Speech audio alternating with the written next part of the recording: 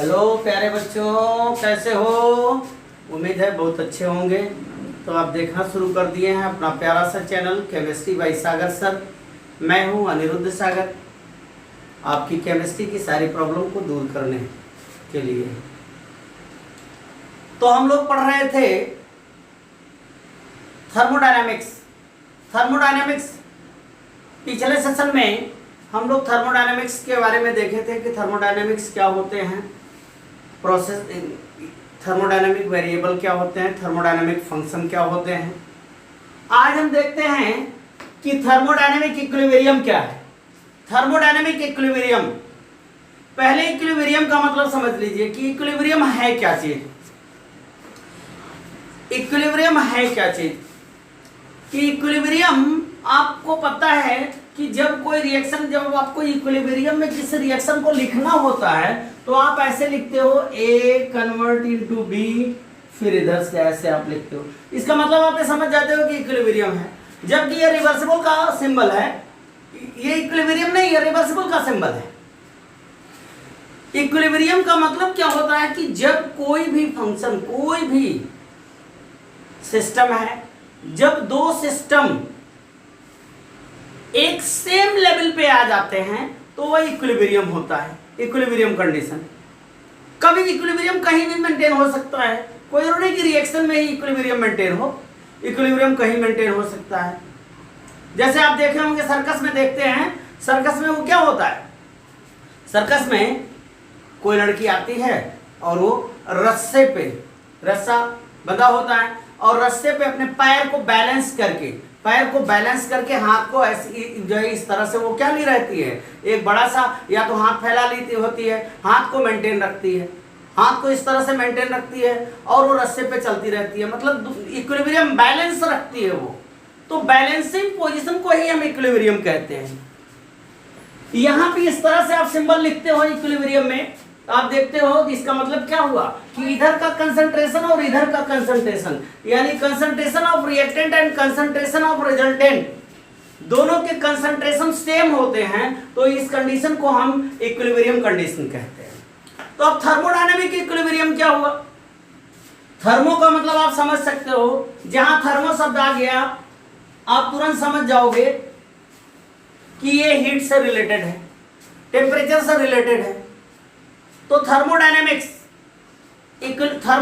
Equilibrium, तो thermodynamic equilibrium में आप सीधे कह सकते हो कि जब टेम्परेचर किसी सिस्टम और सराउंडिंग के बीच टेम्परेचर अपने इक्विलिब्रियम पे आते हैं या और दूसरे फंक्शन अपने इक्विलिब्रियम पे आते हैं, तो मोस्टली हम थर्मल शब्द इस्तेमाल कर रहे हैं, थर्मोडायनेमिक शब्द ले रहे हैं। तो थर्मोडायनेमिक का मतलब यही होना चाहिए कि जब किसी सिस्टम और सराउंडिंग दोनों के टेम्परेचर सेम हो, यानी दोनों के टेम्परेचर में किसी प्रकार का कोई चेंज नहीं होता है, तो वो थर्मोडायनेमिक इक्विलिब्रियम होता है। वैसे थर्मोडायनेमिक इक्विलिब्रियम को हम कई तरीके से बांट सकते हैं। इक्विलिब्रियम कई तरीके से हो सकते हैं, जो कई तरीके से, जैसे आपको पता है कि सपोज कर लीजिए केमिकल इक्विलिब्रियम। सबसे पहले तो आप यही पढ़े होंगे कि केमिकल इक्विलिब्रियम है क्या चीज? केमिकल इक्विलिब्रियम में क्या होता है ये आप पहले से पढ़ के आए हो, नहीं पढ़े हो तब भी सुन लो, वैसे पढ़े होंगे आप, उम्मीद है। ठीक, थर्मोडायनेमिक तो केमिकल इक्विलिब्रियम में क्या होता है, जो अभी मैं एग्जांपल दिया, A कन्वर्ट इनटू B, अब A B में कन्वर्ट हो रहा है, फिर B अगर A में भी टाइम के साथ कन्वर्ट होता जाता है तो इस कंडीशन में रिएक्शन रिवर्सिबल हो जाता है। रिएक्शन रिवर्सिबल होने का मतलब कि क्या, कि एक इधर से ये किसकी तरह काम कर रहा है, रिएक्टेंट की तरह काम कर रहा है, रिएक्टेंट की तरह, और ये किसकी तरह, प्रोडक्ट की तरह काम कर रहा है। लेकिन जब इधर से रिएक्शन होता है तो ये रिएक्टेंट हो जाता है और ये प्रोडक्ट हो जाता है, आपका। और एक्चुअल में होता क्या चीज है, दोनों जगह होता यही है कि यहाँ पे A का कंसंट्रेशन और B का कंसंट्रेशन सेम हो जाता है, यानी जब दोनों का कंसंट्रेशन सेम हो जाता है तो इस टाइप की जब किसी रिएक्शन में रिएक्टेंट और प्रोडक्ट दोनों के कंसंट्रेशन सेम होते हैं तो उसे हम क्या कहते हैं, उसे हम कहते हैं केमिकल इक्विलिब्रियम। उस कंडीशन को हम क्या कहते हैं, केमिकल इक्विलिब्रियम। Chemical equilibrium. दूसरे को आप कह सकते हो मैकेनिकल इक्विलिब्रियम। यानी इसमें क्या होता है, यानी कंसंट्रेशन, केमिकल इक्विलिब्रियम को कैसे आप बता सकते हो, केमिकल इक्विलिब्रियम को कह सकते हो कि concentration of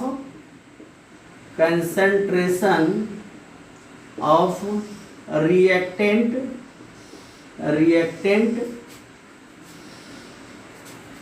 and concentration of product. ये क्या होता है, concentration of reactant and concentration of product are same. दोनों के सेम ना कहिए बल्कि कांस्टेंट, ये ज्यादा सुटेबल होगा, कांस्टेंट।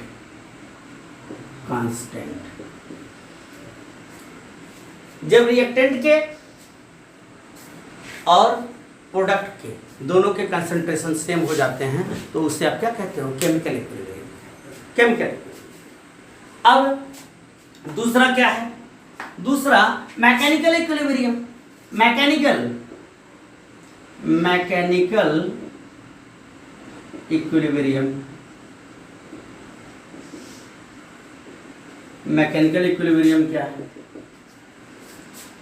किसी थर्मोडायनामिक सिस्टम में, जब किसी थर्मोडायनामिक सिस्टम में क्या हो रहा है, किसी भी थर्मोडायनामिक सिस्टम में जब हो क्या रहा है कि सिस्टम और सराउंडिंग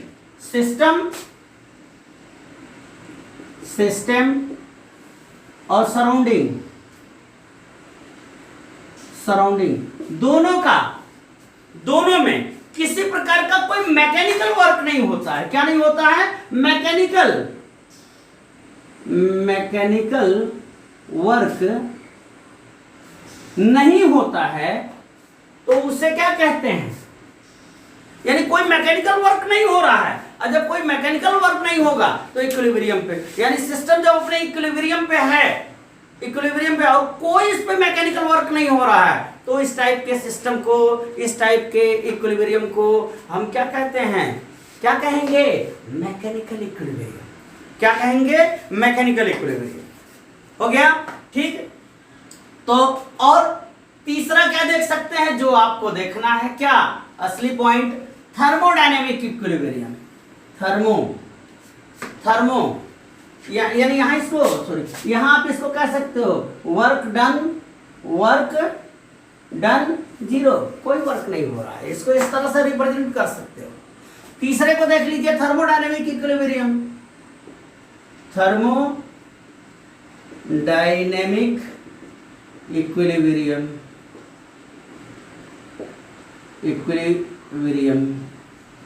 थर्मोडायनेमिक इक्विलिब्रियम क्या, सीधे कह सकते हैं कि जब सिस्टम और सराउंडिंग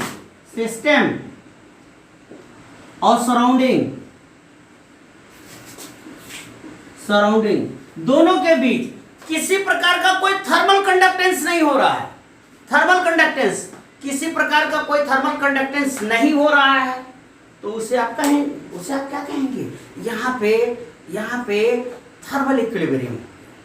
तो ये हुए आपके थर्मोडायनेमिक इक्विलिब्रियम, ये कहलाते हैं आपके थर्मोडायनेमिक इक्विलिब्रियम। तो ये छोटा सा पॉइंट रहा, इसको आपने देख लिया कि what are the thermodynamic equilibrium. इसको नोट कर लीजिए, ये स्क्रीनशॉट ले लीजिए। अगला पॉइंट हम आपको बताते हैं कि थर्मोडायनेमिक प्रोसेस क्या है, कौन कौन से थर्मोडायनेमिक प्रोसेस हैं।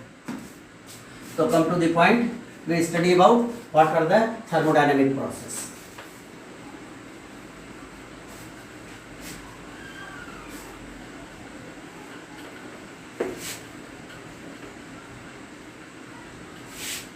थर्मोडायनेमिक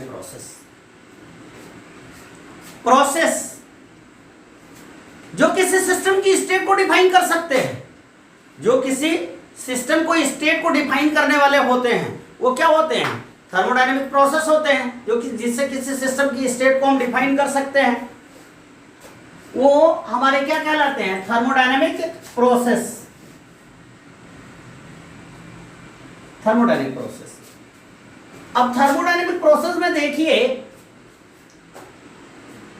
इसको, ये कितने तरह के हो सकते हैं थर्मोडायनेमिक प्रोसेस। थर्मोडायनेमिक प्रोसेस में पहला प्रोसेस जो होता है ये होता है आइसोथर्मल प्रोसेस। क्या होता है? Isothermal process. आइसोथर्मल प्रोसेस नाम से ही पता चल रहा है, iso means same, thermal means temperature, heat, यानी ऐसा प्रोसेस, किसी सिस्टम का ऐसा प्रोसेस जो क्या हो रहा है, जहां पे टेम्परेचर क्या है? कांस्टेंट है, कांस्टेंट। सपोज कर लीजिए कि हमारा कोई सिस्टम है।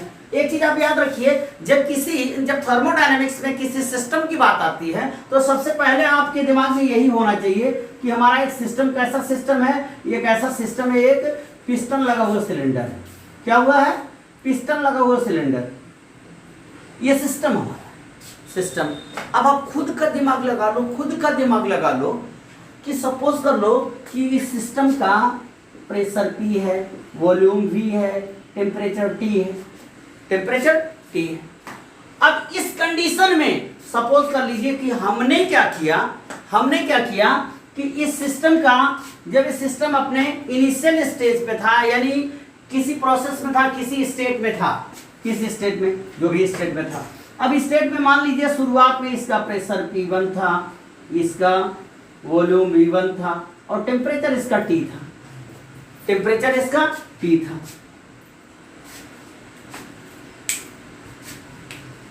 टेम्परेचर इसका T है, T। अब देखिए, अब हमने क्या किया कि सिस्टम की स्टेट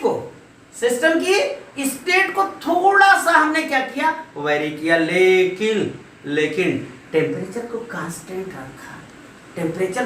कांस्टेंट रखा। यानी थर्मोडायनेमिक प्रोसेस वही होते हैं जो आपको मैं बताया कि जो किसी थर्मोडायनेमिक स्टेट को डिफाइन करते हैं। लेकिन ये टाइप्स ऑफ प्रोसेस जो हुए, इसमें से किसी एक स्टेट जो थर्मोडायनेमिक स्टेट को डिफाइन करने वाले होते हैं, उसमें से किसी एक सिस्टम को, किसी एक पैरामीटर को अगर आप चेंज कर दीजिए तो एक को फिक्स रखिए और बाकी किसी को चेंज कर दीजिए, तो वही डिफाइन करता है। जैसे आइसोथर्मल प्रोसेस में क्या हुआ कि हमने टेम्परेचर को क्या किया, टेम्परेचर को कांस्टेंट कर दिया और इसकी स्टेट को डिफाइन करने वाले पैरामीटर हमारे कौन से थे? प्रेशर था, वॉल्यूम था, टेम्परेचर था। हमने क्या किया? प्रेशर को वेरी कर दिया, वॉल्यूम को वेरी कर दिया, लेकिन टेम्परेचर को हमने फिक्स रखा। जब टेम्परेचर को हमने फिक्स रखा, ठीक, अब ये सिस्टम आ गया, सपोज कर लीजिए दूसरे स्टेट में। जब दूसरे स्टेट में आ गया तो ये फर्स्ट स्टेट थी सिस्टम की, दूसरी स्टेट सिस्टम की आ गई, सपोज कर लीजिए V2 हो गई, सॉरी P2, प्रेशर इसका चेंज कर दिया हमने, P2 हो गया, वॉल्यूम इसका क्या हो गया, V2 हो गया।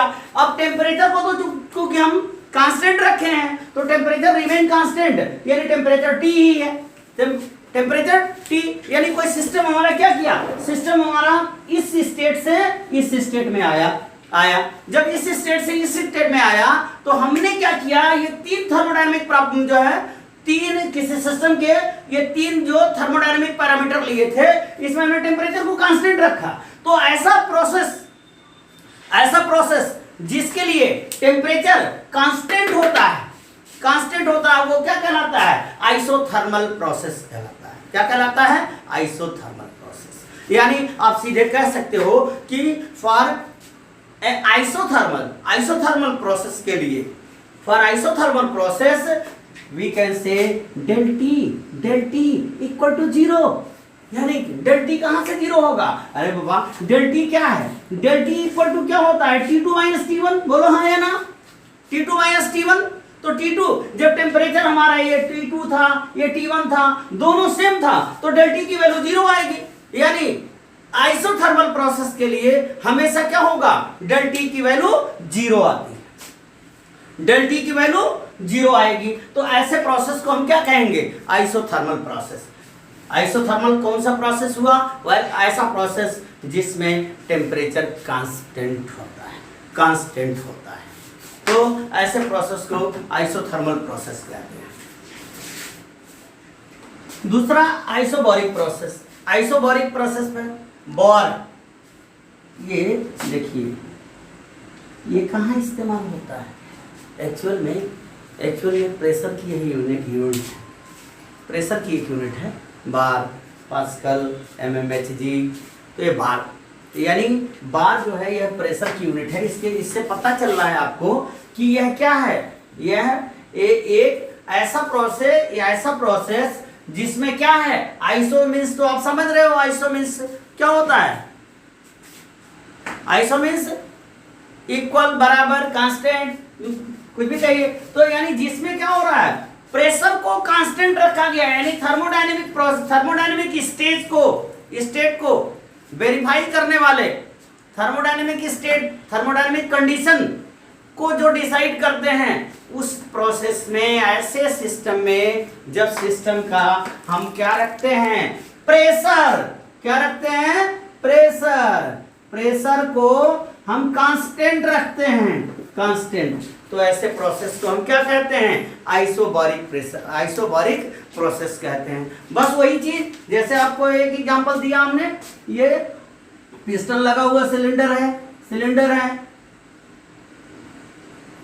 इसका क्या है, इसका प्रेशर P है, वॉल्यूम V है, टेम्परेचर T है। अब इसके पैरामीटर क्या है, प्रेशर, वॉल्यूम, टेम्परेचर। अब इसमें हमने क्या किया कि इसकी एक स्टेट थी जिसका प्रेशर P1 था, जिसका वॉल्यूम V1 था और टेम्परेचर T1 था, और प्रेशर इसका कितना था, प्रेशर P था, सपोज कर लीजिए प्रेशर P था। अब इस सिस्टम की स्टेट को हमने क्या किया, चेंज करके हमने वॉल्यूम को V2 कर दिया, टेम्परेचर को T2 कर दिया, और प्रेशर हमारा रिमेन कांस्टेंट। तो ऐसे कंडीशन में, यानी जब किसी सिस्टम के प्रेशर को हम कांस्टेंट रखते हैं, तो ऐसे प्रोसेस को हम क्या कहते हैं, आइसोबैरिक प्रोसेस। आइसोबैरिक यानी यहाँ पे क्या होगा, यहाँ पे आप सीधे कह सकते हो कि डेल पी कहां से आया होगा? अरे डेल पी का मतलब क्या हुआ कि डेल पी का मतलब हुआ P2 माइनस P1, बोलो यहाँ आया ना। तो जब प्रेशर यहाँ भी P है, यहाँ भी P है, तो इसका चेंज क्या आएगा, यानी चेंज इन प्रेशर कितना आएगा, 0। तो ऐसे प्रोसेस को हम क्या कहेंगे, ऐसे प्रोसेस को हम कहेंगे आइसोबैरिक प्रोसेस। यानी ऐसा प्रोसेस जिसमें प्रेशर कांस्टेंट रहता है, क्या रहता है, कांस्टेंट। तो ऐसे प्रेशर को हम क्या कहते हैं, आइसोबैरिक प्रोसेस। तीसरा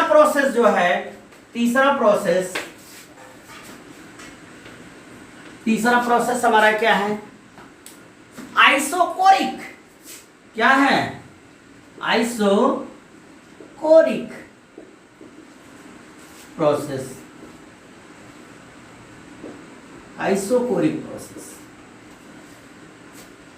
यानी जब किसी सिस्टम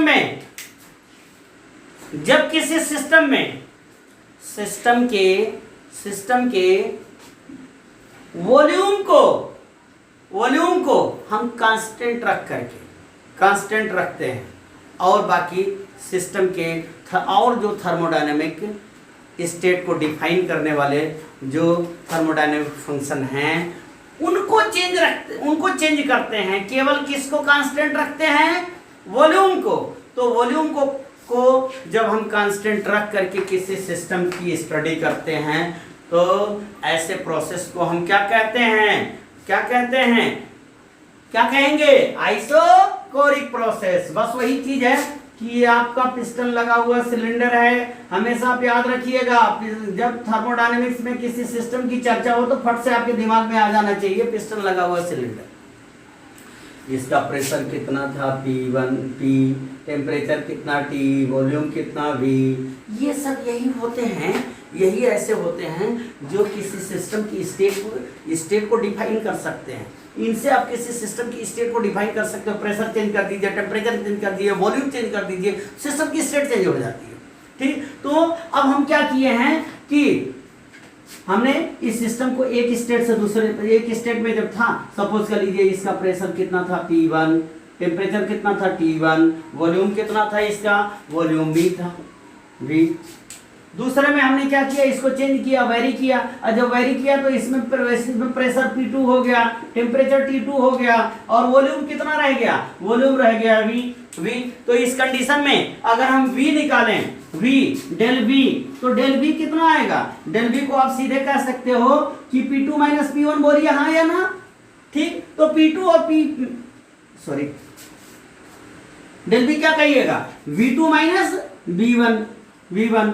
तो इस कंडीशन में क्या हुआ आपका, जब V2 और V1 दोनों सेम है, यानी इसको हम वेरी नहीं होने दिए हैं, इसको कांस्टेंट रखे हैं, तो जाहिर सी बात है कि डेल V की वैल्यू यहाँ कितनी आएगी, डेल V की वैल्यू 0 आएगी। यानी ऐसा सिस्टम, ऐसा प्रोसेस जिसमें ऐसा सिस्टम कि जिसमें डेल V की वैल्यू कितनी आती है, 0 आती है, तो ऐसे सिस्टम को क्या कहते हैं, ऐसे प्रोसेस को क्या कहेंगे, आइसोकोरिक प्रोसेस। क्या कहेंगे, आइसोकोरिक प्रोसेस।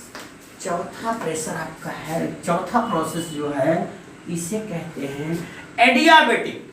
क्या कहते हैं, adiabatic process. Adiabatic process, adiabatic process. ये कौन सा प्रोसेस है भाई, ये कौन सा प्रोसेस, एडियाबेटिक प्रोसेस। जब आप सिस्टम पढ़ रहे थे, टाइप्स ऑफ सिस्टम पढ़ रहे थे, उस समय भी इसकी चर्चा हुई थी, इसका नाम आया था एडियाबेटिक क्या होता है, ये आप जान लिए थे उसी समय। लेकिन यहाँ देखिए एडियाबेटिक क्या है, जब सिस्टम और सराउंडिंग, यानी ऐसा कोई सिस्टम लिए हैं हम कि सिस्टम और सराउंडिंग के बीच किसी प्रकार के हीट का एक्सचेंज नहीं हो रहा है। यहाँ पे तो टेम्परेचर वेरी नहीं कर रहा था, यहाँ पे किसी प्रकार के हीट का एक्सचेंज नहीं हो रहा है, किसी प्रकार की हीट एक्सचेंज नहीं हो रही है, हीट का ट्रांसफर नहीं हो रहा है, यानी नो ट्रांसफर ऑफ हीट। तो ऐसे सिस्टम को आप क्या कहते हो, एडियाबेटिक। अब यानी हीट का ट्रांसफर नहीं हो रहा है, तो सीधे कह सकते हो कि यहाँ पे डेल क्यू की वैल्यू कितनी आएगी, डेल क्यू इक्वल टू आएगा आपका 0। तो ये आपका हुआ एडियाबेटिक प्रोसेस। इसके लिए डेल V की वैल्यू 0, और इसके लिए डेल P की वैल्यू 0, इसके लिए डेल T की वैल्यू 0। ठीक, 0। तो इस प्रोसेस को कहते हैं एडियाबेटिक प्रोसेस, यानी किसी प्रकार के हीट का एक्सचेंज नहीं हो रहा है। नेक्स्ट और पांचवा प्रोसेस जो है वो है, यहां आपको बताते हैं,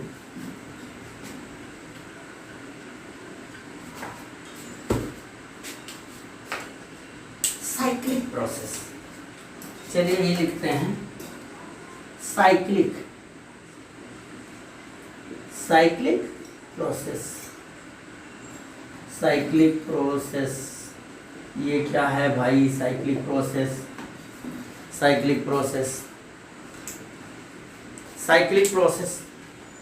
साइक्लिक का मतलब समझ रहे हो आप, कोई सिस्टम है, सपोज कर लीजिए कि ये कोई सिस्टम है, अब इस सिस्टम की स्टेट चेंज हुई या जो भी हुआ, सिस्टम ये स्टेट वेरी किया, ठीक, ये तो हुआ क्या, ये सिस्टम चल करके यहाँ आया, सिस्टम की स्टेट चेंज हुई, और होते होते जो भी हुआ इसके पैरामीटर में चेंज किया, लेकिन चेंज करने के बाद सिस्टम फिर यहीं आ गया, यहाँ आ गया।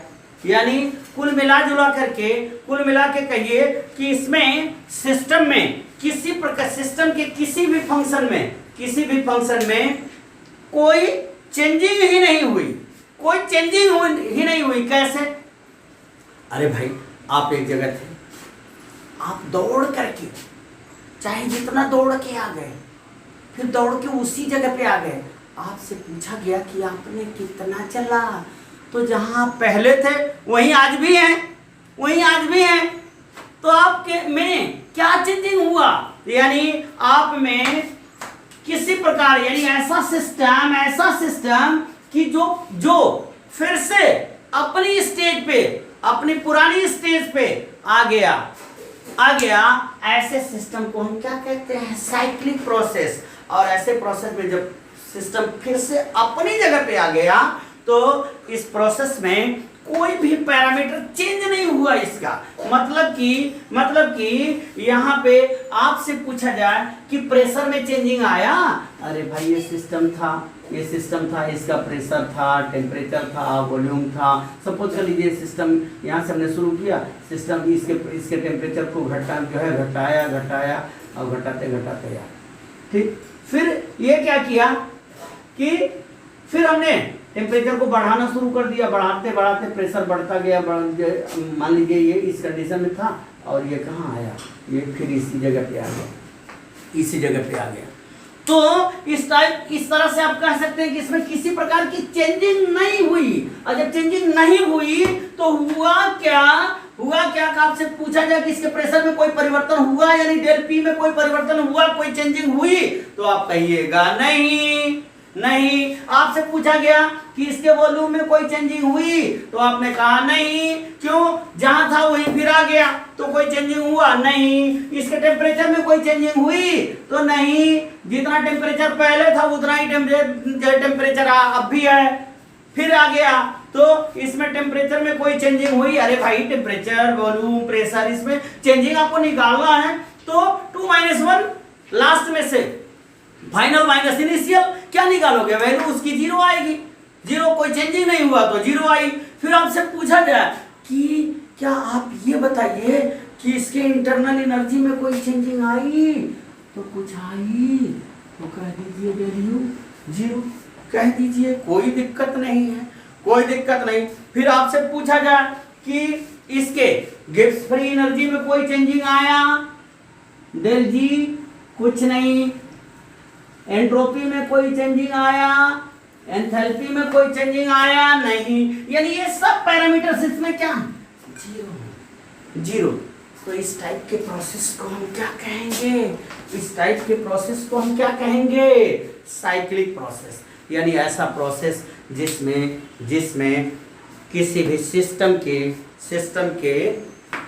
किसी भी सिस्टम में उसके स्ट्रक्चर, उसके, या ऐसे कह दीजिए कि उसमें किसी प्रकार के फंक्शन की चेंजिंग कितनी? 0 आ रही है।